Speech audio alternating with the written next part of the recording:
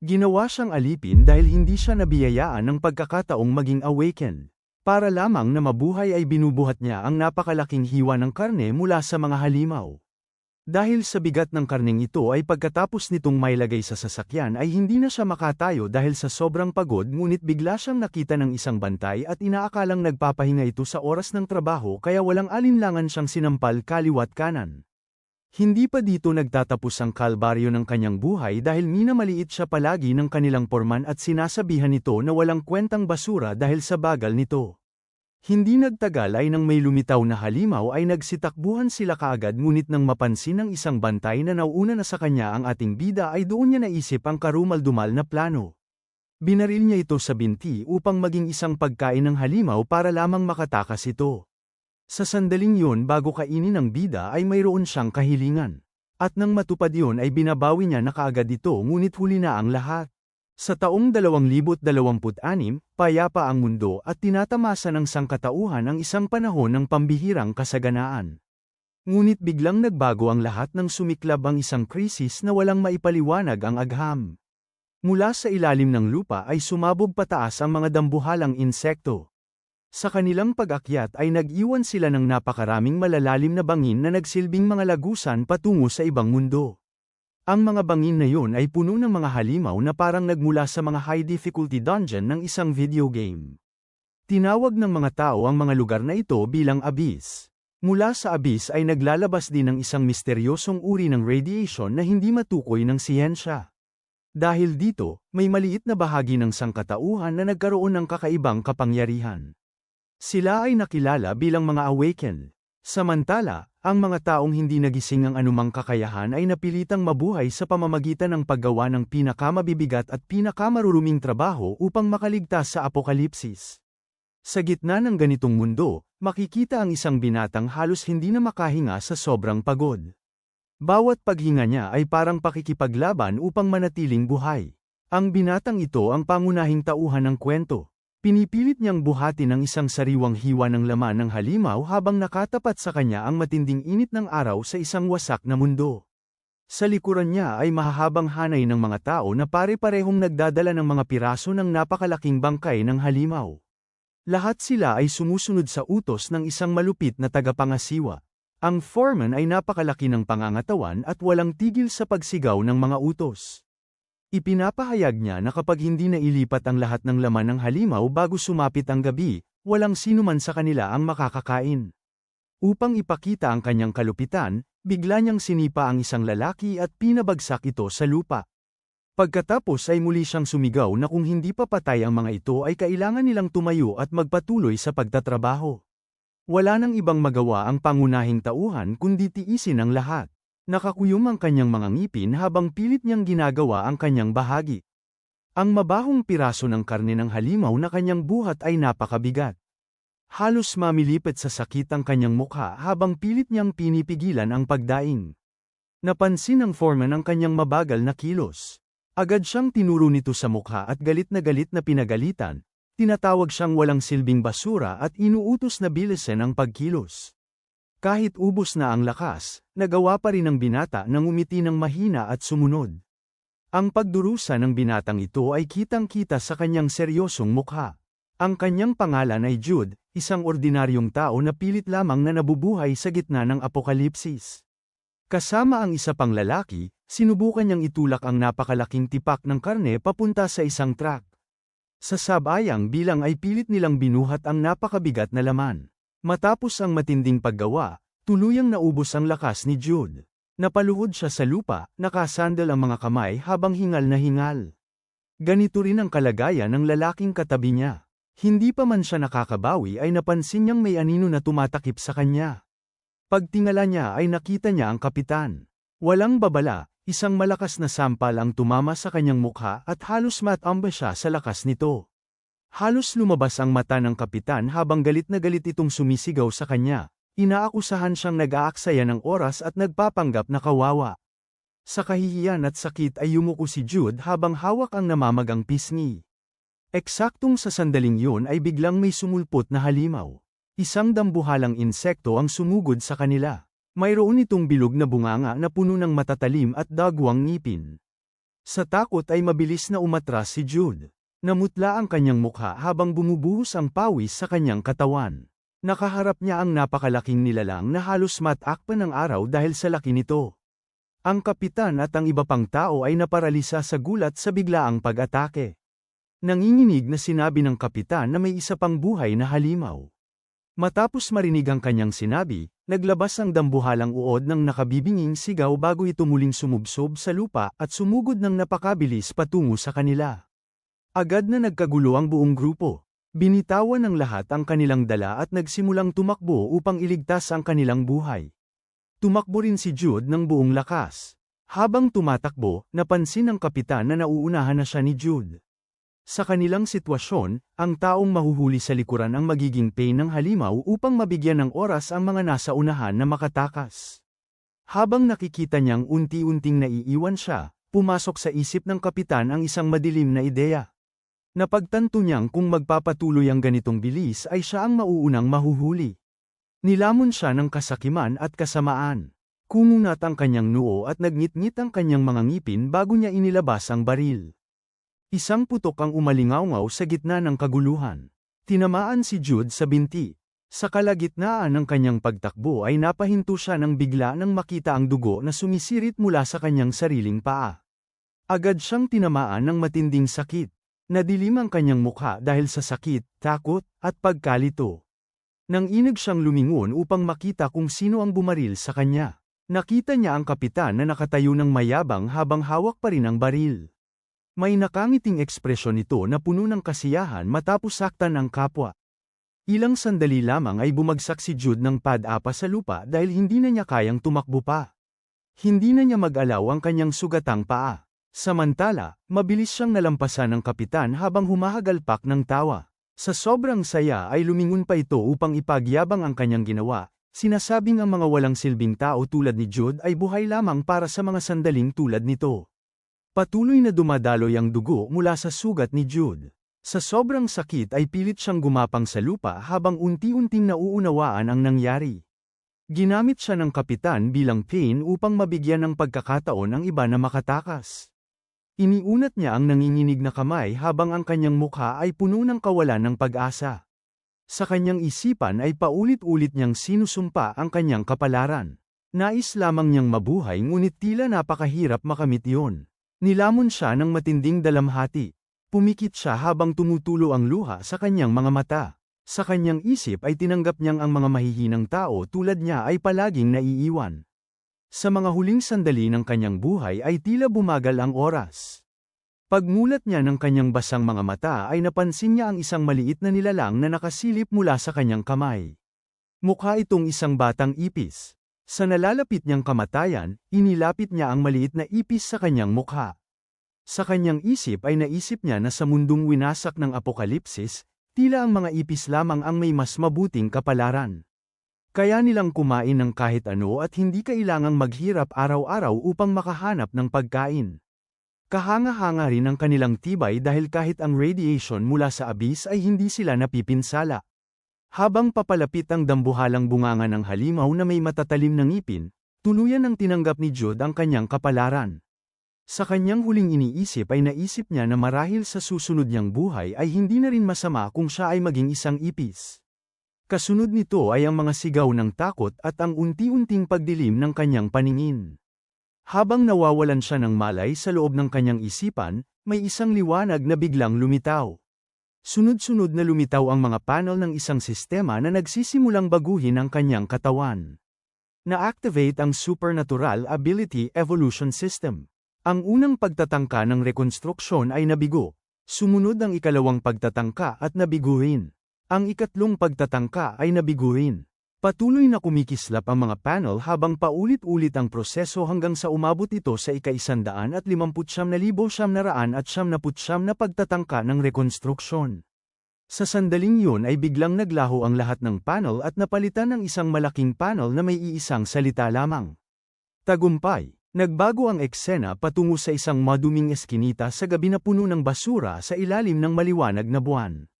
Maraming insekto ang nagtitipon sa lugar na yun habang naghahanap ng mga tira-tirang pagkain. Sa loob ng kamalayan ni Jude ay tila may kadiliman na may mga guhit ng liwanag. Unti-unti niyang napagtanto na hindi pa siya patay. Dahan-daang bumukas ang kanyang maliliit na mata. Sa kanyang harapan ay may isang kamay na malinaw na hindi sa tao. Iginagalaw niya ang kamay at napansin niyang bagamat pakiramdam niya ay sariling kamay niya yun, ang nakikita niyang braso ay hindi pang tao. Nang tuluyan niyang imulat ang kanyang mga mata ay nakita niya ang dalawang baluktot na paa at ang mga antena ng isang insekto. Sa kanyang harapan ay may isang piraso ng salamin na tila nagsisilbing salamin. Nang lingunin niya ito ay nakita niya ang refleksyon ng isang ipis. Napatigil siya sa matinding pagkabigla. Ang kanyang katawan ngayon ay katawan na ng isang ipis. Nang inig siya nang hindi mapigilan habang nakabuka ang bibig sa matinding pagkabigla.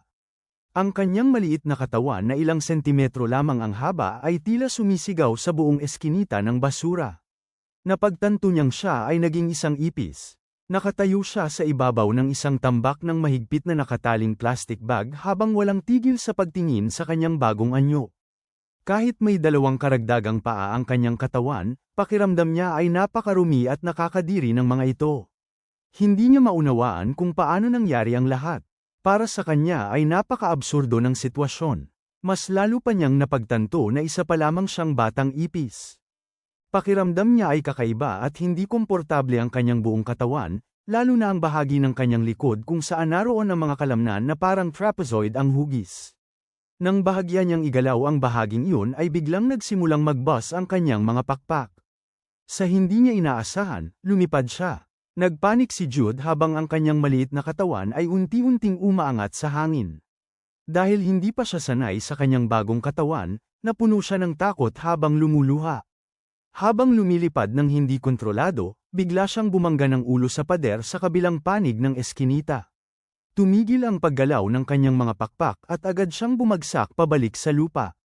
Diretso siyang nahulog sa mabahong tambak ng basura. Piliting tumayo si Jude mula sa pagkakahiga at hinimas ang masakit niyang ulo. Sa kanyang pag-iisip ay napagtanto niya na sa tuwing bahagya niyang kinokontrol ang mga kalamnan sa kanyang likod, kusang gumagalaw ang kanyang mga pakpak. Ngunit agad nagbago ang kanyang damdamin at napalitan ito ng pagsisisi. Habang pinapadyak niya ang kanyang maliliit na paa sa hangin, tila nagwawala siya sa loob ng kanyang isipan dahil kung alam lamang niya na literal na matutupad ang huling hiling niya bago mamatay, sana ay ibang bagay na lamang ang hiniling niyang maging. Sa sandaling yun ay may isang boses na puno ng inis ang biglang umalingaw-ngaw. Hindi nagustuhan ng sistemang nagbigay sa kanya ng kapangyarihan ang kanyang pagsisisi. Nagalit ito at ipinahayag ang pagkadismaya sa pagiging walang utang na loob ni Jude. Ito pala ang kanyang companion system. Napatitig si Jude dito ng lubos na naguguluhan. Ang maliit na larvae na kumakatawan sa sistema ay tumawid ng mga braso, huminga ng malalim sa pagkainis, at tila sinermonan siya. Sa loob ng 5,000 taon, si Jude ang unang tao na nagmakaawang humingi ng kapangyarihan mula sa Diyos ng mga insekto. Plano sana ng sistemang ito na ibigay sa kanya ang pinakamalalakas na kakayahan, ngunit ngayon ay nagpapakita pa siya ng pagsisisi matapos itong mangyari.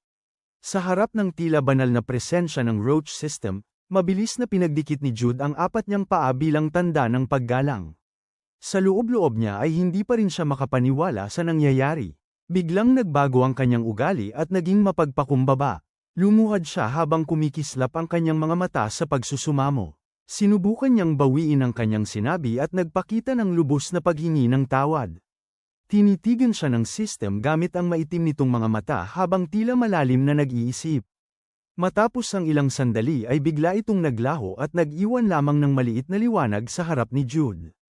Agad na lumitaw ang isang system panel na may notification. Isinara ang system. Na-block si Jude ng Diyos ng mga ipis dahil sa kanyang kawalan ng sinseridad. Pagkabasa niya nito ay agad bumigat ang kanyang pakiramdam. Napabuntong hininga siya habang napagtanto na marahil ay nainis niya ang tanging nilalang na maaaring magligtas sa kanya. Lumipas ang ilang araw at si Jude ay nananatiling nakaupo sa ibabaw ng tambak ng basura habang tila baliw na ipis na sumisigaw. Paulit-ulit niyang sinusubukang tawagin ang system ngunit walang nangyayari. Dahil dito ay nakatawag siya ng pansin ng maraming kapwa ipis sa paligid. Lubog na siya sa matinding lungkot. Nakanguso siya habang patuloy na tumutulo ang luha sa kanyang mga mata. Sa kanyang isipan ay paulit-ulit niyang iniisip na kahit anong gawin niya ay hindi na niya maibalik ang system. Sa isang sulok ng pader ay may dalawang maliit na ipis na nagbubulungan habang pinagmamasdan siya. Nang marinig ito ni Jude ay napalingon siya sa kanila. Sa panahong ito ay natuklasan niya na naiintindihan na niya ang wika at usapan ng ibang mga ipis. Noong unang gabi matapos siyang maging ipis, kahit na siya mismo ang humiling na maging ganito, hindi pa rin niya matanggap ang kanyang bagong anyo. Para sa kanya ay napakarumi at nakakadiri nito. Dahil dito ay halos hindi siya kumain at pinili niyang magutom. Isang araw ay nakarinig siya ng tunog ng pagnguya. Nang lingunin niya ang pinanggagalingan nito ay nakita niya ang grupo ng mga ipis na nagkakagulo sa isang sariwa at mainit na tumpok ng dumi. Para sa kanila ay parang masarap na hapunan ito. Lalo lamang nadagdagan ang pagkasuklam ni Jude. Bigla namang napansin siya ng isang matabang ipis na masayang kumakain. Mukha itong napakapalakaibigan. Kumuha ito ng isang mainit na piraso ng dumi at agad lumapit kay Jude upang ibahagi ito. Agad na natarante si Jude at buong lakas na tumanggi. Ngunit sobrang masigasig ang matabang ipis at pilit nitong inilapit ang dumi sa kanyang bibig habang tila inaanyayahan siyang kumain. Hindi na kinaya ni Jude ang sitwasyon. Nang mawalan siya ng pasensya ay sinuntok niya ang matabang ipis. Dahil sa lakas ng tama mula sa kanyang harapang paa ay tumilapon ang ipis at bumagsak sa lupa ng malakas. Ang simpleng kabaitan ng matabang ipis ay napalitan ng isang matinding suntok ng ipis. Ang ipis ay napahigil sa lupa habang nanginginig sa sama ng loob. Samantala, nanatiling nakahanda si Jude sa posisyong defensible. Sa kanyang isipan ay wala siyang balak makipag-usap sa isang ipis na ang bibig ay amoy dumi. Sa ikalawang gabi ay patuloy pa rin siyang hindi kumakain at nakahiga lamang sa isang sulok. Ngunit napakalakas ng instinct ng katawan ng ipis. Unti-unting nagsimulang maglaway ang kanyang bibig. Nakaamoy siya ng isang bagay na tila mabango para sa kanyang bagong katawan. Pakiramdam niya ay parang hinahatak siya ng amoy. Napilitan siyang tumayo upang maghanap ng pagkain. Natakot siyang baka kung hindi siya kumilos ay tuluyan siyang maakit at mapunta sa tumpok ng dumi sa gitna ng gabi. Ang mga nakabalot na plastik ay karaniwang nakakaharang sa pandama ng mga ipis. Ngunit hindi nito kayang pigilan ang katalinuhan ni Jude na dala pa rin ang kanyang pagiging tao noong nakaraan. Batay sa kanyang karanasan, sigurado siyang may pagkain sa loob ng tambak ng basura. Sinubukan ng maliit na ipis na si Jude na kalmutin at punitin ang plastik na bag ng basura. Sa wakas ay nagtagumpay siya. Ang gantimpala ng kanyang pagsisikap ay isang pakete ng mga cake na 3 taon nang expired. Para kay Jude ay parang nakatagpo siya ng kayamanan. Mabilis niyang pinunit ang balot ng cake. Lumitaw ang isang amag na sponge cake. Agad namang lumitaw ang system panel. Natukoy ng system ang isang expired na salted egg cake na may tinatayang enerhiya na humigit kumulang 385 calories at maaari pa ring kainin. Una siyang sinalubong ng mabahong amoy ng lumang harina mula sa cake. Dahil sa kanyang isip na dating tao, agad siyang napangiwi sa pagkasuklam. Ngunit tulad ng kasabihan na ang busog na tiyan ay nagpapasaya ng puso, kalaunan ay sumuko rin siya sa gutom. 2 araw na siyang walang laman ang tiyan at patuloy itong kumakalam. Ilang segundo lamang ang lumipas ay ginagamit na niya ang 4 niyang paa upang mabilis na isubo ang cake sa kanyang bibig. Habang ngumunguya ay tumutulo ang kanyang mga luha dahil sa kakaibang sarap para sa isang ipis. Sa kanyang isip ay napagtanto niya na kahit hindi ito kayang kainin ng isang tao, para sa isang ipis ay napakasarap nito. Dito niya tunay na naintindihan ang kahulugan ng pagnanais na maging isang ipis. Lumipas ang 10 gabi ngunit hindi pa rin muling nagpakita ang Diyos ng mga insekto. Noong una ay inakala ni Jude na kapag naging ipis siya ay magiging mas madali ang kanyang buhay. Ngunit sinampal siya ng realidad. Hindi ito buhay ng tao. Sa isang sulok ay nanginginig si Jude sa takot. Minsan ay naisip pa niyang wakasan ang kanyang buhay upang magsimula muli. Ngunit ngayon ay isa na siyang ipis. Ang pagtalon mula sa gusali ay walang epekto. Ang pagpasok sa tubig ay wala ring nagawa. Kahit ang pag-inom ng pestisidyo ay hindi rin umubra. Habang tinititigan niya ang sarili niyang maliliit at nakakadiring paa ay napagtanto niyang ang tanging paraan ay maghanap ng natural na mandaragit ng ipis at hayaan ang sarili na kainin ito. Ngunit sa tuwing naaalala niya ang sakit na naranasan niya sa kanyang nakaraang buhay ay nanginginig siya. Napakasakit ng alaala nito kaya mas pinili niyang manatiling buhay. Napatingin siya sa matabang ipis na katabi niya at napagtanto niyang ang mga ipis ay mga sosyal na insekto. Kung magagawa niyang pamunuan ng isang komunidad at maging hari ng mga ipis, mas lalaki ang kanyang tsansa na mabuhay. Sa pag-iisip na yun ay kumunat ang kanyang noo habang nagbabalak. Kahit nawala na ang kanyang golden finger system, naniniwala siyang sa katalinuhan ng isang dating tao ay kaya pa rin niyang mabuhay ng maayos. Dahil dito ay tinapak niya sa balikat ang ipis na nasa tabi niya na parang may lihim na plano. Sinubukan niyang hikayatin itong sumunod sa kanya. Ngunit ang matabang ipis na kalahating tulog pa ay biglang nagising at tumalikod. Ang isip nito ay tila walang laman kundi pagkain. Para sa ipis na yon, walang karapatan si Jude na manguna dahil hindi man lamang nito kayang kumain ng mainit na dumi.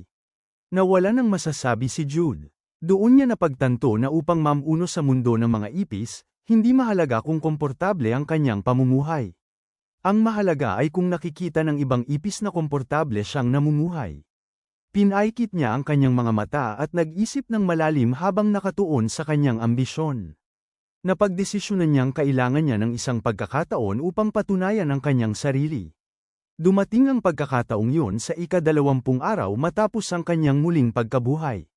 Ang mga matatandang ipis na namamahala sa lugar na iyon ay tumayo sa ibabaw ng isang malaking bag ng basura. Nakapwesto silang tila mayabang habang nakapatong ang kanilang mga kamay sa kanilang mga tagiliran. Inihayag nila ang isang mahalagang balita sa mga mahihina at batang ipis sa paligid. Simula sa araw na iyon ay lilipat ang kanilang grupo sa isang lugar na may mas maraming pagkain. Ang mga hindi susunod sa kanila ay may iwan at posibleng kainin ng kanilang mga kaaway. Nang marinig ito ng mga batang ipis ay nagsiksikan sila habang nanginginig sa takot. Maririnig ang kanilang mahinang pag-iyak at pag-ungol dahil nangangamba sila na mawawala na ang kanilang karaniwang kinakain na dumi. Nang makita ni Jude ang pag-iyak at pagkatakot ng mga batang ipis, labis siyang nainis. Sa kanyang isipan ay iniisip niya na ito na marahil ang pinakakaawa-awang grupo ng mga ipis na kanyang nakita. Para sa kanya ay puro cat-amaran lamang ang alam ng mga ito. Sa halip na maghanap ng pagkain o baligtarin ang mga basurahan upang makahanap ng makakain, tila gusto lamang ng mga ito na manatili sa isang lugar at maghintay ng dumi na makakain. Ang matabang ipis na dati nang naging palakaibigan kay Jude ang tila may pinakabulok na pag-iisip sa kanilang lahat. Ito pa ang pinakamalakas ang iyak habang nagpapakita ng matinding takot sa ideya ng paglabas sa kanilang kinalalagyan. Nainis si Jude at itinulak ito palayo. Sa loob-loob niya ay hindi na niya kayang tiisin ang ingay nito. Pagkatapos ay napatingin siya sa iba pang mga ipis at labis na nagtaka sa kanilang reaksyon. Halos lahat ay nanginginig at tila ayaw gumalaw sa kanilang kinatatayuan. Para kay Jude ay tila labis na komportable ang mga ipis sa pananatili lamang sa isang lugar. Samantala, sa itaas ng tambak ng basura ay nakatayo ang isang maskuladong ipis. Malakas nitong tinapakan ng ibabaw upang makuha ang pansin ng lahat. Ipinahayag nito na kailangan nilang magpadala ng mga ipis na mauuna upang magsiyasat ng bagong lugar. Hinikayat nito ang sinuman na magboluntaryo at tumigil sa pagtingin lamang sa ibaba. Ngunit nanatiling tahimik ang lahat ng batang ipis. Wala ni isa ang gumalaw. Ang bawat isa ay tila naging estatwa sa kanilang kinatatayuan. Hindi tulad ng karamihan, tumayo si Jude habang nakatiklop ang kanyang mga paa at halatang naiinis. Sa kanyang isip ay wala siyang pakialam sa mga ipis na ito dahil hindi naman siya umaasa sa basura na kanilang kinakain upang mabuhay. Sa sandaling yun ay biglang lumitaw ang system panel na nagpakita ng mensahe mula sa Diyos ng mga ipis. Ipinapahiwatig ng mensahe na kung tatanggapin niya ang misyon ay maaaring pag-isipan muli ng Diyos ng ipis ang kanyang sitwasyon. Nang makita ni Jude ang pagkakataon, ipinikit niya ang kanyang mga mata sa loob ng 3 segundo habang nag-iisip. Pagkatapos nito ay bigla niyang itinaas ng mataas ang kanyang mga paa sa hangin, agad na naging sentro ng atensyon ng lahat. Buong kumpiyansa siyang tumayo sa gitna ng grupo ng mga ipis at nagboluntaryong siya ang manggana sa paglalakbay. Ang matabang ipis na nasa tabi niya ay tumingin sa kanya na parang may labis na paghanga. Para itong nakakita ng tagapagligtas habang pinagmamasdan si Jude na puno ng tapang.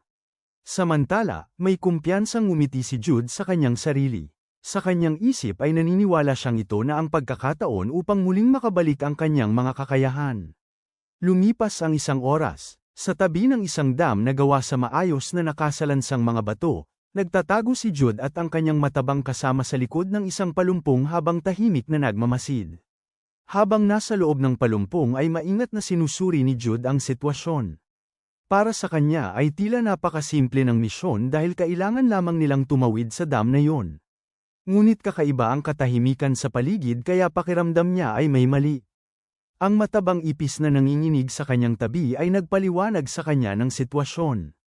Karaniwan daw na kapag nauubos ang pagkain sa isang lugar, ipinapadala ng mga matatandang ipis ang mga batang ipis upang magsiyasat at maghanap ng bagong tirahan na may mas maraming pagkain. Ngunit habang nagsasalita ito ay lalo itong nanginginig. Ipinaliwanag nito na sa mundong yun ay napakaraming kaaway ng mga ipis kaya napakababa ng tsansa ng mga ipinapadalang scout na makaligtas. Doon lamang tuluyang naunawaan ni Jude ang tunay na sitwasyon. Para sa kanya ay malinaw na ang misyong ito ay halos katumbas ng pagpapakamatay. Habang iniisip niya ito ay nagdilim ang kanyang mukha. Naisip niya kung niloloko lamang ba siya ng Diyos ng mga ipis at ginagamit ang kanyang kamatayan upang mailabas ang galit nito sa kanya. Agad siyang nagpasya na umatras sa plano. Sinubukan niyang kumbinsihin ang kanyang kasama na bumalik na lamang at sinabing mayroon siyang paraan upang mapakain ang mga ipis. Ngunit napansin ng matabang ipis na tila may mali. Sa likod ni Jude ay nakatayo pala ang isang napakalaking itim na ipis na nasa hustong gulang. Hindi ito napansin ni Jude at muli niyang tinanong ang kanyang kasama kung bakit ito kakaiba ang tingin sa kanya. Biglang nagsalita ang malaking ipis habang nakaharap sa kanila. Nais nitong malaman kung saan balak pumunta ni Jude. Sa sandaling yun ay pakiramdam ni Jude ay parang lumabas ang kanyang kaluluwa sa katawan sa sobrang takot. Sinubukan ng malaking ipis na manipulahin siya. Ipinakita nito ang dam at ipinagmalaki na kapag nakatawid sila roon ay makakakita sila ng maraming halimaw na maaaring kainin. Sinabi nito na kung sino ang mauuna ay siya ang unang makakakain. Agad na nagbago ang kilos ni Jude. Nagkunwari siyang mahina at mapagpakumbaba habang mabilis na nag-iisip. Alam niyang ang mga ipis ay nag-evolve na hanggang sa kaya nilang kainin kahit ang mga halimaw mula sa abis. Dahil wala siyang ibang pagpipilian ay nagpanggap siyang duwag. Nagpakita siya ng paggalang at nagpahiwatig na wala siyang interes kumain dahil nais niyang magbawas ng timbang. Ngunit tumilim ang tingin ng malaking ipis. Hindi ito nagsalita. Pagkaraan ng isang segundo ay bigla itong kumilos ng napakabilis. Sinunggaban nito si Jude sa leeg at inangat sa hangin. Nagpumiglas si Jude ngunit wala siyang laban sa lakas ng malaking ipis. Mahigpit siyang hinawakan nito habang malinaw na ipinapahiwatig na kung hindi siya magsiscout ay siya mismo ang magiging pagkain ng grupo. Samantala, ang matabang ipis ay wala ring magawa kundi manahimik at mataranta. Habang hawak ng malaking ipis, nanginginig si Jude sa galit at kawalan ng magawa. Naisip niya na kahit naging insekto na siya ay hindi pa rin niya matatakasan ang batas ng mundo kung saan ang malakas ang kumakain sa mahina. Sa sandaling yun ay naalala niya ang kanyang nakaraang buhay bilang tao. Noon, ang kanyang grupo ay ipinadala upang maghanap ng pagkain dahil wala silang sapat na lakas at suporta. Ang kapitan ng kanilang grupo ay nakatayo sa mataas na lugar habang minamaliit ang lahat ng tao sa ibaba. Para sa kapitan, sila ay mga pabigat lamang na kailangang pakainin. Ang pagpapadala sa kanila upang maghanap ng pagkain ay para bang isang pabor na nagbibigay sa kanila ng pagkakataong mabuhay. Ngayon ay halos kapareho ang nangyayari. Ang malaking kalbong ipis sa kanyang harapan ay kahawig ng kapitang yun. Parehong mayabang, malupit, at dominante. Matapos sabihin ang mga yon ay biglang ibinato ng malaking ipis si Jude. Sa lakas ng pagtapon ay kumiskis ang mukha ni Jude sa lupa. Hindi pa doon natapos ang pagpapahirap. Ibinuka ng malaking ipis ang kanyang malalaking pakpak at lumipad pababa. Pagkatapos ay malakas nitong tinapakan ang mukha ni Jude. Napakasakit ng naramdaman ni Jude habang ang matalim na paa ng malaking ipis ay nakadiin sa kanyang ulo. Pinilit niyang labanan ang sakit habang nanginginig sa ilalim ng bigat nito. Habang nakadagan ang paa ng malaking ipis sa kanya ay tumigas ang kanyang mga mata. Sa kanyang puso ay nanumpa siyang babawiin niya ang kanyang golden finger system. Unti-unting umakyat sa kanyang isip ang matinding pagkadismaya. Habang nakatingin siya sa kawalan ay sumisigaw ang kanyang kaluluwa. Napagtanto niya na ang pagiging isang insekto na kayang kumain ng kahit ano ay hindi sapat upang mabuhay sa mundong ito. Sa kaibuturan ng kanyang puso ay gumawa siya ng isang panata na tatatak sa kanyang buong pagkatao. Kailangan niyang maging mas malakas. Pagkaraan ng ilang sandali ay nagpa siya ang mga matatandang ipis na ang mga batang ipis ang mauunang tatawid upang linisin ang daan. Si Jude ang ginawang leader ng grupo. Naglakad siya ng may matatag na hakbang habang nagbibigay ng senadorya sa kanyang mga kasama sa likuran. Inutusan niya ang mga ito na maghiwa-hiwalay at sumugod habang agad magbibigay ng babala kung may makita silang anumang kakaibang galaw. Ang matabang ipis ay takot at dikit ng dikit sa kanya. Dahil dito ay nainis si Jude at itinulak ang kamay nito palayo. Binalaan niya itong huwag masyadong lumapit sa kanya. Ngunit makulit ang matabang ipis at ayaw itong kumalas sa kanya dahil sa takot. Wala nang nagawa si Jude kundi tiisin ito habang patuloy na nakatingin sa dam na kanilang tatawirin. Habang nangunguna siya sa grupo ay bigla siyang napatigil. Ang buong pangkat ng maliliit na ipis ay napahinto rin at sabay-sabay na tumingin sa dam. Napansin ni Jude na may kakaiba sa lugar na yon. Hindi ito mukhang karaniwang pampang ng ilog kaya nagtaka siya kung bakit may ganitong harang ng bato sa lugar. Sa likod nila, nakatago sa mga palumpong ang mga matatandang ipis. Isa sa mga kalbong ipis ang sumilip upang obserbahan ang sitwasyon. Nakita nitong nakalahati na sa pag-akyat ang mga batang ipis at wala pa ring nangyayaring panganib. Dahil dito ay nagpa siya silang sumunod. Ang leader ng mga malalaking ipis ay tuwang-tuwa. Pumalakpak ito at tumalon sa ibabaw ng isang bato habang sinasabihan ng iba na huwag hayaang mauna ang mga batang ipis sa pagkain. Agad itong lumipad upang manguna sa pagtawid. Isa-isa ring sumunod ang ibang malalaking ipis habang masiglang umaalingaw ang kanilang mga pakpak. Habang lumilipad ay tumatawa pa ang kanilang leader. Para sa kanila ay hindi problema kung may mga kaaway dahil ang mga batang ipis ang unang aatakehin. Nang makita ni Jude ang buong grupo ng malalaking ipis na lumilipad sa ibabaw nila ay hindi niya mapigilan ang kanyang galit. Tumayo siya sa ibaba habang nakapatong ang kanyang mga kamay sa balakang at lihim na nagrereklamo sa kanyang sarili. Sa kanyang isip ay nagtataka siya kung bakit pa sila pinapanta upang magsiyasat kung kaya naman pala ng mga malalaking ipis na lumipad ng direkta. Sa sobrang inis ay minura niya ang mga ito sa kanyang isip ngunit hindi niya ito lakas loob na sabihin ng malakas. Hindi niya napansin na ang mga maayos na nakasalansang bato sa paligid ng dam ay unti-unting gumagalaw. May narinig siyang kakaibang tunog kaya lumingon siya. Sa kanyang harapan ay biglang bumukas ang isang napakalaking pulang mata ng palaka. Napaatras si Jude sa matinding gulat habang direktang nakaharap sa napakalaking nilalang. Ang kanyang maliit na katawan ay tila nanlamig sa harap ng nilalang na halos 100 beses na mas malaki kaysa sa kanya. Napatitig siya sa paligid at napagtanto ang katotohanan. Ang mga bato na kanilang inaakyatan ay hindi talaga mga bato. Ang buong grupo ng mga batang ipis ay nahulog pala sa isang patibong. Sa paligid nila ay nakahiga ang daan-daang matatabang palaka na naghihintay ng kanilang biktima habang ang kanilang mga mata ay nakatuon sa kalangitan.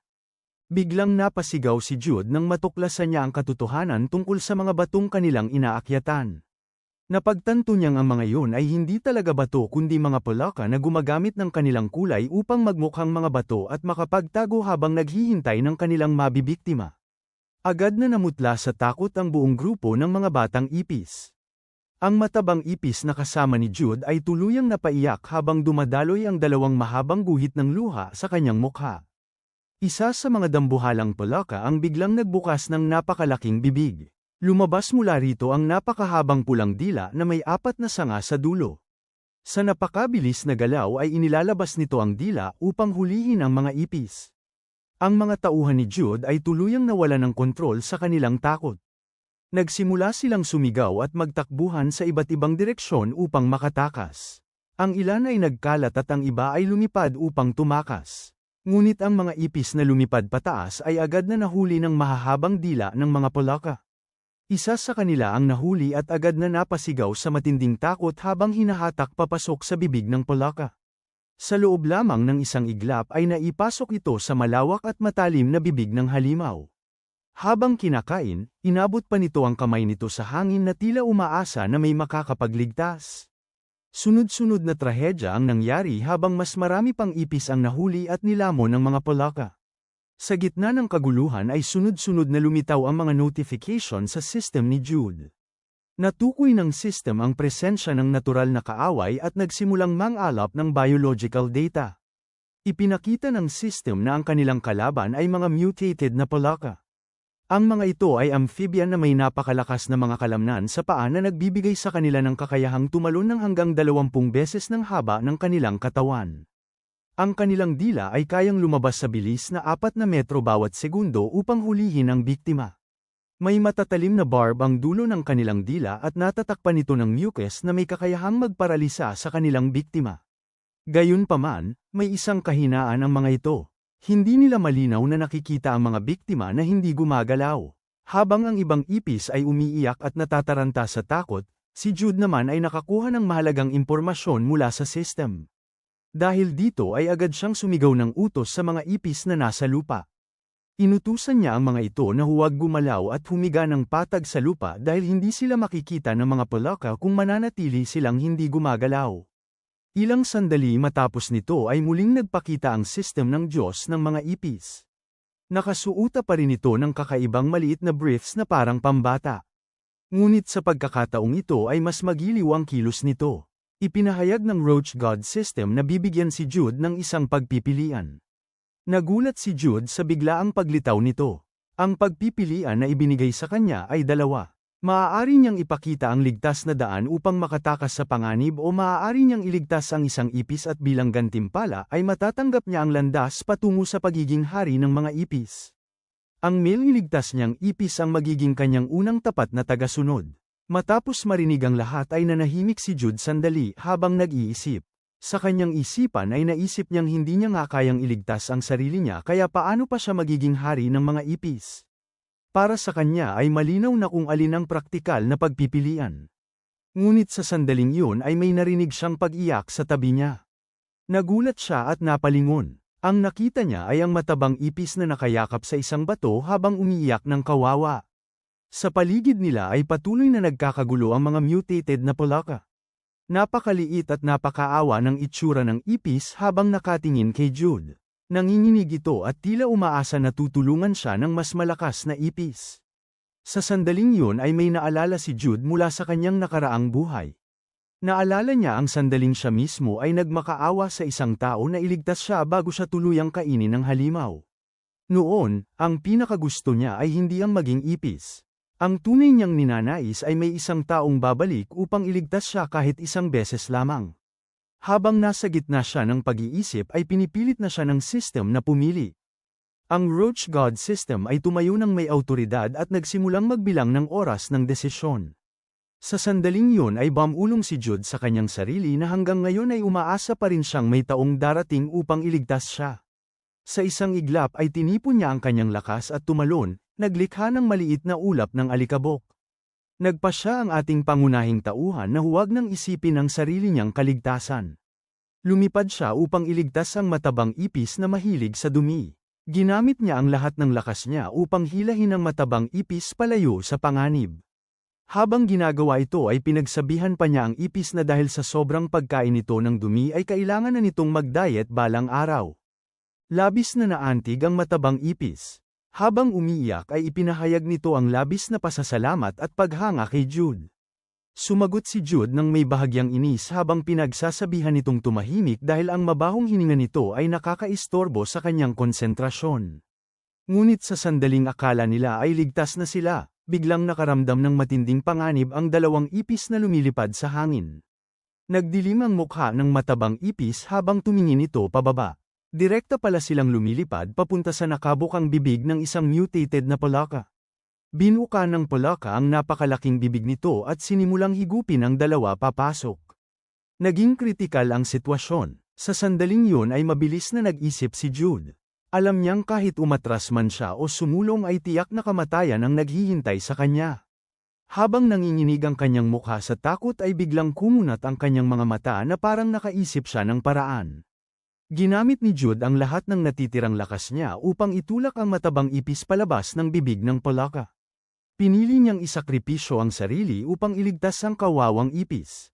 Tumilapon ang matabang ipis palayo habang hindi pa rin ito nauunawaan ang nangyari. Nang lumingon ito pabalik ay nakita nitong si Jude ang tuluyang nahigop papasok sa lalamunan ng palaka. Napasigaw ito sa matinding lungkot habang patuloy na tumutulo ang kanyang mga luha. Sa ikalawang pagkakataon sa kanyang buhay ay muling nahulog si Jude sa bibig ng isang halimaw. Habang nasa loob ng halimaw ay umiyak siya sa kanyang mga huling sandali bilang ipis. Muli niyang naramdaman ang parehong matinding sakit na naranasan niya noon. Sumara ang bibig ng palaka at ang tanging natira ay ang madilim na kadiliman. Sa loob ng kanyang subconscious ay muling lumitaw ang mga system panel. Ipinahayag ng system na nalampasan niya ang pagsubok ng Diyos ng mga ipis at ang kanyang tapang at handang magsakripisyo ay nakaantig sa puso ng Roach God. Habang nakasara ang bibig ng mutated na palaka at tila puno ang mga pisngi nito, ipinakita ng system panel na muling bubuksan ang system para kay Jude. Huminga ng malalim ang palaka at lumobo ang tiyan nito.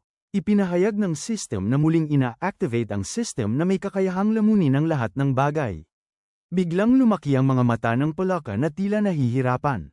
May kakaibang bagay na tila lumalaki sa loob ng bibig nito. Hindi na nito napigilan ang sarili at biglang nagsuka ng napakaraming berdeng mucus. Kasama nito ay nailabas din ang lahat ng kinain nito sa araw na yon. Muling lumitaw ang system panel at nag-anunsyo ng isang espesyal na gantimpala. Mula sa loob ng tambak ng berdeng slime ay dahan-daang lumabas ang isang paa ng tao. Ipinahayag ng system na muling binubuo ang katawan ni Jude sa anyong tao. Unti-unting nabuo muli ang kanyang katawan. Mas lalo pang nag-improve ang kanyang pangangatawan dahil mayroon na siyang six-pack na wala sa kanyang nakaraang buhay.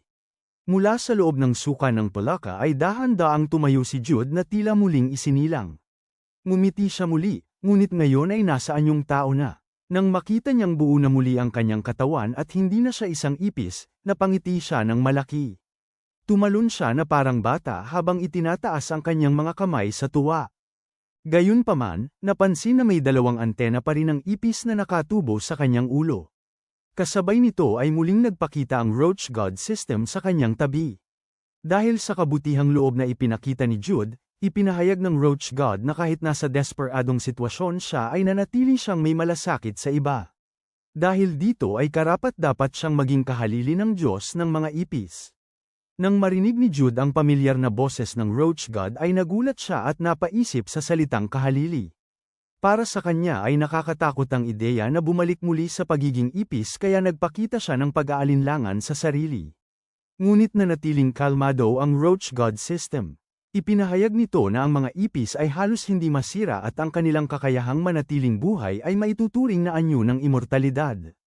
Dahil dito ay hindi mahalaga kung ano ang anyo ng isang nilalang kung siya ay may kakayahang hindi mamatay. Nang marinig ito ni Jude ay medyo nalungkot siya dahil inakala niyang muli siyang magiging ipis. Humingi siya ng mas simpleng paliwanag dahil aminado siyang hindi siya mahusay sa mga komplikadong salita. Dahil dito ay sumigaw ang Roach God system at ipinaliwanag ng direkta na kahit nasa anyong tao si Jude ay magkakaroon siya ng kapangyarihan ng immortalidad. Hindi makapaniwala si Jude sa narinig. Para sa kanya ay higit pa ito sa kanyang inaasahan. Hinaplos niya ang kanyang baba habang iniisip ang ibig sabihin nito. Hindi niya man lang napansin na hubad pa ang kanyang katawan dahil sa sobrang saya. Tumalon siya habang sumisigaw sa tuwa dahil hindi na niya kailangang bumalik sa pagiging ipis. Samantala, masaya rin ang Roach God system habang nakatayo sa tabi niya. Pinuri nito si Jude dahil bihira ang isang nilalang na hindi iiwan ang kanyang kasama kahit isa lamang itong insekto. Para sa Roach God, ipinakita ni Jude na isa siyang tunay na mabuting tao. Katatapos lamang magsalita ng Roach God nang biglang may marinig itong basang tunog mula sa ilalim ng paa ni Jude. Agad na kumerba ang mga daliri ng paa ni Jude. Napatingin ang Roach God system pababa at natigilan habang nakatitig sa paa ni Jude. Samantala, si Jude ay tila hindi alam kung paano magre-react sa nangyari. Namutla ang kanyang mukha habang pilit na tumatawa ng pilit. May kakaibang pakiramdam siya na tila may natapakan. Dahan-dahan niyang itinaas ang kanyang paa. Doon niya nakita ang matabang ipis. Hindi niya namalaya na aksidente pala niya itong natapakan. Ang katawan nito ay tuluyang nadurog at nabalutan ng dugo at laman. Agad itong namatay sa mismong lugar. Napahiyaw si Jude sa matinding gulat at lungkot nang makita ang nangyari sa kanyang kasama. Nagngit-ngit sa galit ang Roach God. Nanigas ang katawan nito at malakas na sumigaw habang sinisisi si Jude. Para sa Roach God, hindi matanggap na ang ipis na kakailigtas lamang ni Jude ay siya ring aksidenteng napatay nito. Samantala, si Jude ay tuluyang nilamon ng matinding konsensya. Yumuko siya habang nanginginig ang kanyang mga kamay at hindi niya magawang hawakan ang katawan ng matabang ipis. Sa kanyang isip ay hindi niya matanggap ang nangyari. Sa gitna ng kanyang pagkalito ay bigla niyang naisip ang isang nakakatakot na posibilidad. Kung ang dahilan kung bakit siya naging tao muli ay dahil iniligtas niya ang matabang ipis, baka ngayong napatay niya ito ay mawalan siya ng karapatang manatiling tao. Nararamdaman niya ang matalim at galit na tingin ng Roach God sa kanyang likod. Para siyang kinikilabutan habang ang pawis ay bumubuhos sa kanyang katawan. Sa loob-loob niya ay pilit niyang pinapakalma ang sarili. Alam niyang sa pagkakataong ito ay nakasalalay ang kanyang kapalaran sa kanyang kakayahan sa pag-arte. Samantala, ang Roach God system ay halos sumabog na sa galit. Patuloy nitong minumura si Jude dahil sa kanyang katangahan. Para sa Roach God, hindi nito maunawaan kung bakit si Jude pa ang napili nitong maging kahalili. Ayaw naman ni Jude na sayangin ang pagkakataon niyang muling maging tao. Kaya agad niyang kinuha ang katawan ng matabang ipis sa kanyang mga kamay at hinawakan ang kanyang ulo habang nagpakawala ng isang malakas na iyak. Napansin ng Roach God ang matinding pagdadalamhati ni Jude. Nakapamulsa ito ng mga kamay habang pinagmamasdan siya ng may halong pagdududa. Ngunit hindi doon natapos ang pag-arte ni Jude.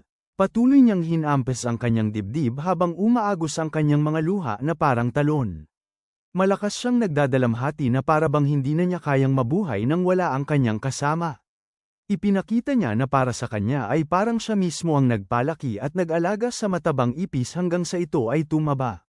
Sa totoo lang ay naging mataba lamang ang ipis dahil sa araw-araw nitong pagkain ng dumi, ngunit hindi na yun mahalaga sa drama ni Jude. Hindi pa rin siya tumigil. Patuloy siyang gumulong sa lupa habang nag-iiyak at nagrereklamo sa kapalaran na tila naglalaro sa kanyang buhay. Sa hindi inaasahang paraan, ang matinding pagpapakita ni Jude ng emosyon ay nagpaisip muli sa Roach God. Kahit medyo nakakatakot para dito ang kilos ni Jude, napag-isip-isip nitong baka talaga malalim ang ugnayan ng dalawa. Matapos ang ilang sandali ng pagdedesisyon, pinitik ng Roach God ang kanyang daliri at lumitaw ang isang system panel. Agad nitong pinatigil si Jude sa pag-iyak at ipinaliwanag na hindi pa talaga patay ang matabang ipis. Nagulat si Jude at agad lumingon.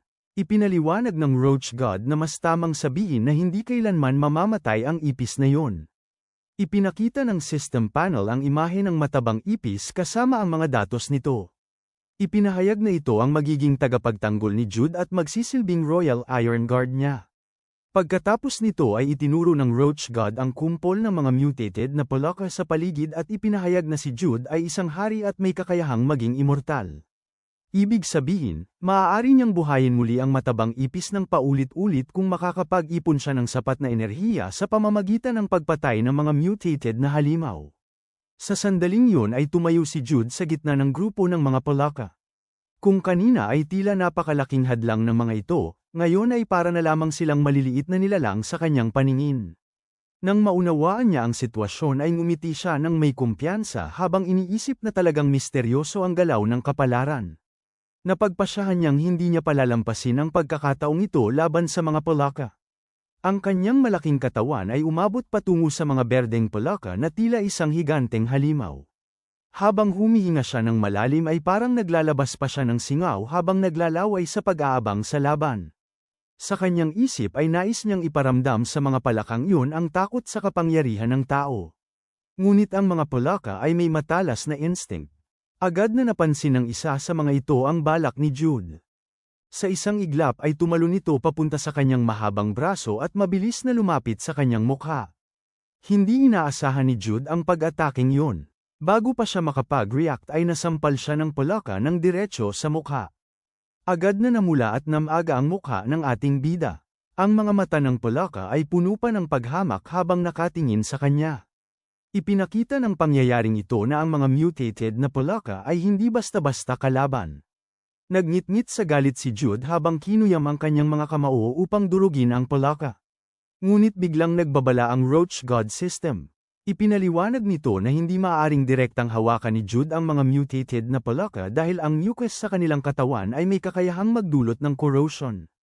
Nang tingnan ni Jude ang kanyang mga kamay ay nakita niyang ang berdeng mucus mula sa palaka ay parang asido na unti-unting kinakain ang kanyang balat. Mabilis na nagkaroon ng mga paltos ang kanyang kamay at lumabas ang pulang likido mula rito. Napangiwi siya sa matinding sakit habang nanginginig ang kanyang katawan. Habang pinapadyak niya ang kanyang mga kamay sa sakit ay napansin siya ng isang matabang palaka sa kanyang harapan. Napansin ng palaka ang patuloy na paggalaw ng isang bahagi ng katawan ni Jude na parang isang maliit na gumagalaw na uod. Dahil sa instinct nito ay agad nitong binuka ang bibig at inilabas ang mahabang dila upang hulihin ang target. Sa isang iglap ay pumulupot ang dila ng palaka sa maselang bahagi ng katawan ni Jude. Napahiyaw si Jude sa sakit at gulat. Sa sobrang sakit ay nagtatatalon siya ng parang baliw habang pilit tinatanggal ang dila ng palaka. Maya-maya pa ay tuluyan niyang naalis ang dila ng palaka mula sa kanyang katawan. Nanginginig siya habang patuloy na umiinde sa sakit. Pagod at inis na si Jude sa mga palakang ito kaya lumingon siya sa Roach God system at nagreklamo na hindi niya kayang talunin ang mga mutated na palaka. Hindi natuwa ang Roach God sa kanyang sinabi at agad siyang pinagalitan. Ipinaliwanag ng Roach God na ang mga palaka ay lumalaban gamit ang kanilang mga kakayahan habang si Jude ay hindi man lang ginagamit ang mga katangiang ibinigay sa kanya. Nagulat si Jude at napatanong kung ano ang tinutukoy nitong kakayahan. Upang ipaliwanag ito, kinuha ng Roach God ang isang palaka at ipinakita kay Jude ang kapangyarihang ibinigay sa kanya. Ang kakayahang yon ay tinatawag na Dev are all things. Kung kakainin ni Jude ang isang nilalang, maaari niyang makuha ang mga kakayahan nito. Kapag kinain niya ang isang halimaw ay makakamit niya ang resistensya at lakas nito. Habang mas marami siyang kinakain na halimaw ay mas lalo siyang lumalakas. Kung patuloy niyang gagamitin ang kakayahang yun ay maaari pa siyang maging isang Diyos. Ngunit bilang isang taong dating tao, labis na nasusuklan si Jude sa ideya ng pagkain ng hilaw na mutated na palaka. Iminungkahi pa niya kung maaari bang lutuin muna ito bago kainin. Hindi pinansin ng Roach God ang kanyang reklamo at agad nitong isinubo ang buong palaka sa bibig ni Jude. Napilitan si Jude na lunukin ito. Habang dumudulas ang malagkit na katawan ng palaka sa kanyang lalamunan ay naramdaman ng kanyang dila ang napakaraming lasa mula sa libu-libong taste buds. Para sa kanya ay napakakilabot ng lasa nito. Sa sumunod na sandali ay agad siyang nagsuka dahil hindi niya kinaya ang pagkain. Nakatayo ang Roach God na nakapamulsa habang halatang naiinis sa kanyang reaksyon. Itinuro nito ang napakaraming palaka sa paligid at ipinaliwanag na kung hindi niya ito kakainin ay wala siyang ibang pagpipilian dahil napapaligiran na siya ng mga mutated na palaka. Doon lamang napansin ni Jude na ang mga palaka ay nagsisiksika na sa paligid niya. Kumakapit ang mga ito sa kanyang mga paa at unti-unting umaakyat sa kanyang katawan. Namutla siya sa matinding takot. Hindi lamang mula sa ibaba umaatake ang mga ito kundi pati mula sa itaas ay tumatalon ang mga palaka upang sakupin siya. Dahil kakabuhay pa lamang niya muli ay mahina pa ang kanyang katawan. Wala siyang magawa kundi sumigaw habang patuloy siyang nilalamon ng mga palaka. Ang kanilang malagkit na katawan at paa ay bumabalot sa kanyang buong katawan hanggang sa ang tanging nakikita na lamang ay ang kanyang mga mata na puno ng luha at paghihirap. Sa gitna ng kaguluhan ay nagbago ang kanyang pananaw. Naalala niya ang kanyang nakaraang buhay kung saan halos mamatay na siya sa sobrang paghihirap sa trabaho at minsan ay wala pa siyang makain na kanin. Sa pag-iisip na yun ay tinipon niya ang kanyang lakas ng loob. Binuka niya ang kanyang bibig at kinagat ang isang palaka habang sumisigaw. Para sa kanya, kung nasa kanyang bibig na ang karne ay wala na siyang dapat pang ireklamo. Sa wakas ay kinagat niya ang isang buong mutated na palaka at isinubo ito sa kanyang bibig. Umalingaw-ngaw ang tunog ng pagdurog ng mga buto habang sinisimula ni Jude ang kanyang kakaibang pagkain. Kaagad na lumitaw ang sunod-sunod na abiso mula sa system. Ipinahayag nito na na-activate na ang kakayahang Dev are all things. Nagsimula ring suriin ng system ang mga katangian ng nilalang na kinain ni Jude. Isa-isang nakuha ni Jude ang mga kakayahan ng mutated na palaka. Kabilang ang corrosive mucus, frog leap, at muscle contraction. Sa sandaling yun ay agad ginamit ni Jude ang mga bagong kakayahang nakuha niya. Kahit hubad ang kanyang katawan, malakas siyang tumalon pataas gamit ang lakas ng kanyang bagong kakayahan. Labis ang kanyang tuwa habang nararanasan ang mga bagong kapangyarihan. Napuno siya ng kasiyahan at pananabik habang tila sumasabay sa kakaibang sayaw ng mga palaka. May kumpiyansa siyang ngumiti at humarap sa kumpol ng mutated na palaka. Para bang mahinahong ipinapahayag na wala nang silbi ang kanilang mga kakayahan laban sa kanya dahil nasa kanya na rin ang mga iyon. Kakakuha pa lamang niya ng mga kakayahan ngunit agad na niya itong ginamit laban sa mismong mga nilalang na pinagmulan ng mga ito. Madali niyang iwinasiwas ang kanyang mga braso at paa, at sa bawat galaw ay tumitilapon ang mga palaka sa iba't ibang direksyon. Ang mga sipa ni Jude ay parang umiikot na bagyo habang ang kanyang mga suntok ay diretso, malakas, at kontrolado. Sa loob lamang ng ilang segundo ay parang ulan na bumabagsak mula sa langit ang mga palaka sa paligid niya. Pagkatapos ng laban ay tumalikod siya sa mga ito habang puno ng yabang ang kanyang kilos. Matapos talunin ng ilang palaka ay ipinagmamalaki pa niya sa sarili ang kanyang tagumpay, na para bang ang pagiging hindi matatalo ay may kasamang matinding kalungkutan dahil wala nang makalaban na kapantay. Ngunit hindi pa siya nagtatagal sa pagdiriwang ng kanyang tagumpay nang biglang masilaw ang kanyang mga mata sa matinding ilaw ng isang malaking sasakyan na huminto sa harapan niya. Ang malakas na headlights ay tumama diretso sa kanyang hubad na katawan. Dahil dito ay lantad na lantad ang kanyang buong katawan sa mga nakakita. Tinakpan niya ang kanyang mukha gamit ang kamay habang pinipilit na makita kung ano ang nasa harapan niya. Huminto sa kanyang harapan ang isang malaking armored truck. Mula sa loob ng sasakyan ay may nagsalita gamit ang megaphone. Iniulat ng isang sundalo na may nakita silang isang hubad na lalaking gumagawa ng kakaibang bagay kasama ang mga palaka at hinihingi nito ang utos kung ano ang gagawin.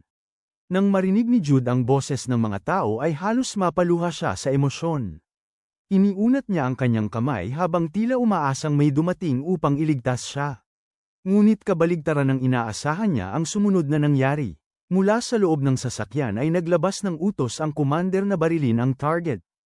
Ang utos na iyon ay parang tumusok sa puso ni Jude. Sa loob lamang ng isang iglap ay napuno ang kanyang katawan ng mga tranquilizer dart. Hindi makapaniwala si Jude habang nakatingin sa sarili niyang katawan na tinamaan ng mga pampatulog na bala. Ilang minuto bago ang pangyayaring iyon, nang ihinto ng convoy ng militar ang kanilang sasakyan at tinapatan siya ng ilaw, nahirapan siyang makita ang kanilang simbolo. Ngunit nang mapansin niya ang markang nasa harapan ng sasakyan ay agad niya itong nakilala. Ito ang Annihilation Squad. Sa kanyang nakaraang buhay ay narinig na niya ang tungkol sa grupong ito.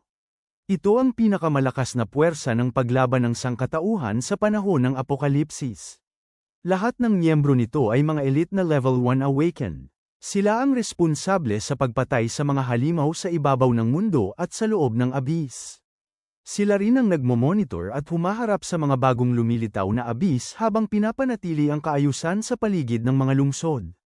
Sinasabi pa nga na ang mga lungsod na pinuprotektahan ng Annihilation Squad ay halos hindi naiiba sa buhay bago ang sakuna.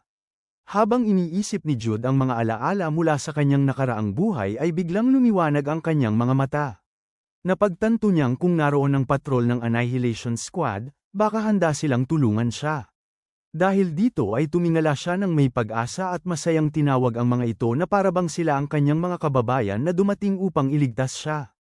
Ngunit ang sagot sa kanyang pag-asa ay ang sunod-sunod na putok ng tranquilizer gun. Sa halip na mailigtas, natabunan ng mga dart ang kanyang katawan na tila ginagamit lamang para sa mga hayop. Natigilan si Jude habang nakatingin sa kanyang katawan na puno ng mga dart. Ang kanyang hubad na katawan ay bumagsak sa harap ng matinding ilaw ng sasakyan. Lumabas mula sa truck ang mga sundalo habang hawak ang kanilang mga baril. Pinangunahan sila ng isang leader na may kasamang 2 tauhan. Maingat silang lumapit habang suot ang kumpletong protective gear. Habang nakahawak sa kanyang earpiece ay iniulat ng leader na nakalak na ang target at handa na silang hulihin ito. Plano nilang dalhin si Jude ng maayos. Ngunit hindi nila inaasahan na hindi pa pala siya tuluyang naapektuhan ng gamot. Biglang gumalaw ang kamay ni Jude. Nagulat ang leader at agad na nag-utos na tumigil muna. Ilang segundo matapos bumagsak ay nagawa ni Jude na itulak ang kanyang sarili pataas. Nanginginig ang kanyang kamay habang inaabot ang hangin na tila pilit siyang bumabangon. Napahinto ang mga sundalo sa kanilang kinatatayuan. Sa sandaling yun ay lumitaw ang system panel na nagpapakita ng kakayahan na muscle contraction. Pinapayagan nito ang ganap na kontrol sa bawat muscle fiber ng katawan, na nagbibigay kay Jude ng kakayahang umiwas sa mga pag-atake. Dahil dito ay parang naging makapal at nababanat na goma ang kanyang katawan. Ang mga dart na nakabaon sa kanyang balat ay kusa niyang naitulak palabas. Isa-isa itong nahulog sa lupa. Kasunod nito ay mabilis ding nagsara ang mga sugat sa kanyang katawan. Nang makita ng mga sundalo ang pangyayaring yun ay agad nilang napagtanto na hindi ordinaryong tao si Jude.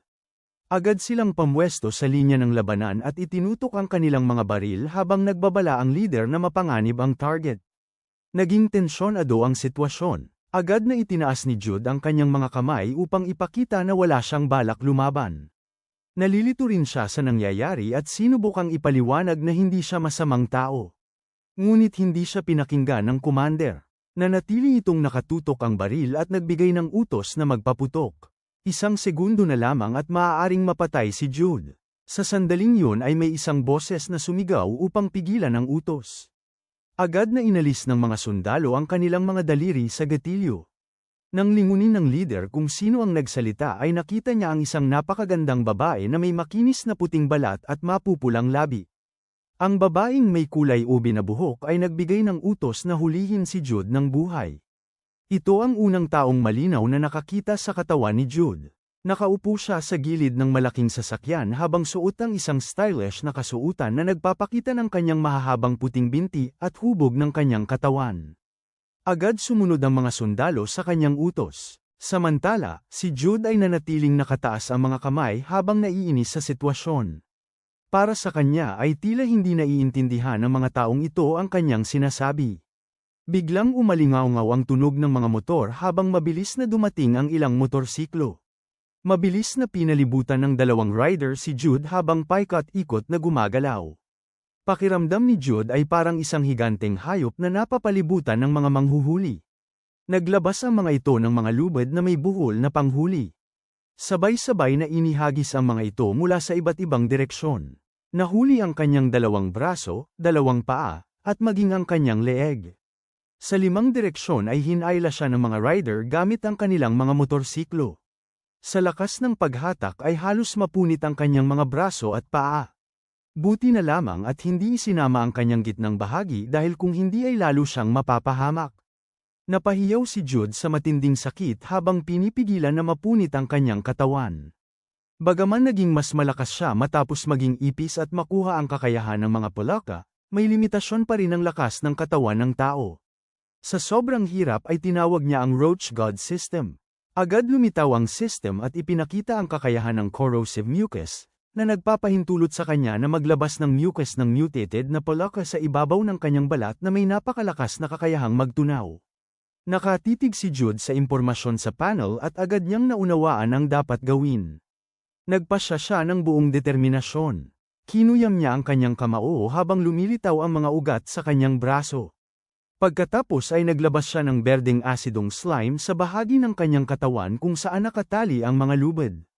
Agad nitong sinimulang tunawin ang mga ito. Mula sa malayo ay napansin ito ng babaeng may kulay ube na buhok. Bahagya niyang ikiniling ang kanyang ulo upang mas mabuting makita ang nangyayari. Kitang-kita na ang babaeng yun ay hindi rin isang ordinaryong tao. Sa isang iglap ay naputol ang mga lubid na nakapulupot kay Jude. Dahil dito ay bumalik sa mga sundalo ang lakas ng paghila at tumilapon ang mga ito sa iba't ibang direksyon. Samantala, si Jude ay bumagsak ng ligtas sa lupa habang buo pa rin ang kanyang katawan. Pinagmamasdan ng babaeng kapitan ang lakas at kilos ni Jude. Habang tinititigan siya ay tila lalo siyang naging interesado sa lalaki. Dahan-dahan niyang dinampi ang matatalim niyang kuko sa kanyang mga labi habang pinagmamasdan si Jude na parabang sinusuri ang isang kakaibang nilalang. Naisip niya kung isa rin ba itong awaken. Agad siyang nagbigay ng utos sa kanyang mga tauhan na huwag hayaang makatakas ang target at hulihin ito. Dahil dito ay mabilis na tumakbo si Jude. Halos matanggal na ang kanyang di umiiral na pantalon sa sobrang bilis ng kanyang pagtakbo. 4 na sundalo ang agad na humabol sa kanya at determinadong mahuli ang kanilang target. Habang tumatakbo si Jude ng walang direksyon, isang lalaking may berdeng buhok ang biglang tumalon pasulong at hinawakan siya sa baywang. Nang maramdaman ni Jude na nahuli siya ay agad siyang nag-alarm. Ngunit nagulat ang sundalo sa nangyari.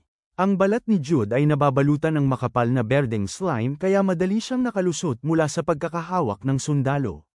Hindi lamang yon. Kahit naka-gloves ang sundalo ay natunaw pa rin ang balat ng kanyang mga kamay dahil sa corrosive slime ni Jude. Dahil sa matinding sakit ay tumigil ito sa paghabol at pinanood na lamang ang hubad na katawan ni Jude na mabilis na lumalayo. Gayunpaman, hindi pa rin sila handang palampasin si Jude. Ang isang sundalong may kayumangging buhok ay biglang pamwesto at malakas na tumalon pasulong. Napakabilis ng lalaking ito. Sa isang talon lamang ay agad na siyang nasa likuran ni Jude. Madilim ang kanyang mukha at tanging ang dalawang kumikislap na mata lamang ang makikita. Napalingon si Jude at nagulat nang makita ito. Agad niyang pinahaba ang kanyang hakbang upang mas lalong mapabilis ang pagtakbo. Sinubukan ng sundalo na hampasin ang ulo ni Jude, ngunit mabilis ang reflex ng lalaki. Agad siyang nagpalit ng direksyon at naiwasan ang atake. Sa lakas ng suntok ng sundalo ay nabasag ang lupa at tumalsik ang malalaking piraso ng bato. Hindi pa doon natapos ang pag-atake. Muling sumugod ang sundalo at inihampas ang kanyang baton kay Jude. Sa sandaling yun ay halos hindi alam ni Jude kung ano ang gagawin. Sa isang kisap mata ay papalapit na ang malakas na hampas patungo sa kanyang sentido. Dahil sa matalas na pandama mula sa kanyang antena ng ipis ay agad siyang yumuko pabalik. Halos umabot sa 360 degree ang pagkakayuko ng kanyang likod upang maiwasan ang pag-atake. Habang nagngingit-ngit ang kanyang mga ngipin ay taimtim siyang umaasa na matutulungan siya ng system. Sa mga ganitong sitwasyon ay madalas lamang lumilitaw ang system kapag nasa pinakahuling sandali na siya. Sa kanyang isip ay desperado niyang tinawag ang kanyang Golden Finger System. Agad na lumitaw ang dalawang system panel sa kanyang harapan. Inactivate ng system ang kakayahang frog leap. Napakabilis ng kakayahang ito. Tinipon ni Jude ang kanyang lakas at tumalon tulad ng isang tunay na palaka. Sa isang talon lamang ay nakalampas siya ng ilang 10 metro. Sa loob ng isang iglap ay nawala na siya sa paningin ng dalawang sundalo. Napahinto ang mga ito habang nakatingin sa direksyon kung saan siya tumalon. Hindi sila makapaniwala sa nakita nila. Samantala, si Jude ay nakatingin sa kanyang sariling kamay na puno ng pagtataka. Sa kanyang isip ay hindi siya makapaniwalang nagawa niya yun. Paglingon niya pabalik ay nakita niyang malayo na ang pagitan niya at ng Annihilation Squad. Habang hinihingal ay napatawa siya ng may tagumpay. Muli siyang tumalon at patuloy na tumakbo habang tila tinutukso ang mga humahabol sa kanya. Ngunit biglang may kakaibang puwersang humila sa kanyang katawan pabalik. Natisod siya at agad na napatingin sa kanyang paa upang makita kung ano ang nangyari. Dahil sa kanyang maagang pagyayabang ay tila agad siyang pinarusahan ng kapalaran. Ang kanyang paa ay nahuli ng isang lilang sinulid na naglalabas ng malakas na enerhiya. Bumagsak siya sa lupa ng malakas. Ang may gawa nito ay ang babaeng kapitan na may kulay ube na buhok. Mula sa gilid ng sasakyan na napakalayo ay itinuro lamang nito ang kanyang daliri at agad na nakabuo ng isang spider thread na pumulupot sa paa ni Jude. Habang nakaupo ng komportable ay tila pinagtatawanan nito ang pagtatangkang pagtakas ni Jude. Ito ang unang pagkakataon na talagang nakaharap ni Jude ang babaeng yun at labis siyang natakot. Hindi niya matanggap na ang babaeng mukhang mahina ay may napakalakas na kapangyarihan. Para sa kanya ay tila tinatrato siya nito na parang isang mabangis na hayop. Hinayla ng babae ang sinulid kaya nawalan ng balanse si Jude at bumagsak muli sa lupa. Hindi pa doon natapos ang pag-atake. Itinuro ng babae ang lahat ng 10 daliri niya at mula rito ay lumabas ang 10 spider thread na lumipad patungo kay Jude. Ang bawat sinulid ay binubuo ng maraming manipis na hibla na pinagsama upang maging makapal at matibay na lubid. Mabilis na pumulupot ang mga ito sa katawan ni Jude hanggang sa tuluyan siyang magmukhang isang kakon. Sa puntong yun ay tuluyan ang nalito si Jude at napaisip kung kakainin ba siya ng babae. Bigla namang naglaho ang babae na parang hangin. Tanging alikabok at anino lamang ang naiwan sa lugar. Sa sumunod na segundo ay naramdaman ni Jude ang paa ng babae na nakatapak sa kanyang mukha at idiniin ito sa lupa. Tinatanong ng babae ang sundalong nasa likuran kung pangilan na si Jude sa mga nahuli. Agad na sumagot ang lalaking may berdeng buhok at iniulat na ito na ang ika-13 nahuli nila. Makalipas ang ilang sandali ay tuluyan ang nasiguro si Jude. Umupo ang babaeng kapitan sa isang motorsiklo at tila nag-e-exercise pa habang si Jude ay nakagapos na parang silkworm. Hinayla siya ng babae habang minamaneho ang motorsiklo sa kalsada. Habang kinakaladkad ay halos maubos na ang luha ni Jude sa kakasigaw at pagmamakaawa na patawarin siya. Ang buong convoy ng Annihilation Squad ay sumunod sa likuran ng kanilang kapitan. Mula sa malayo ay maririnig pa rin ang desperadong sigaw ni Jude habang sila ay papalayo. Unti-unti silang pumasok sa lungsod. Makalipas ang ilang sandali ay lumipat ang eksena sa loob ng lungsod kung saan matatagpuan ang base ng Annihilation Squad. Ang lugar ay napapalibutan ng napakataas na pader upang maprotektahan ang mga tao laban sa pag-atake ng mga halimaw. Huminto ang convoy sa harap ng malaking tarangkahan ng base. Ipinahayag nila sa loudspeaker na nakabalik na si Captain Aaron at hinihiling na buksan ang Vermilion Bird Gate.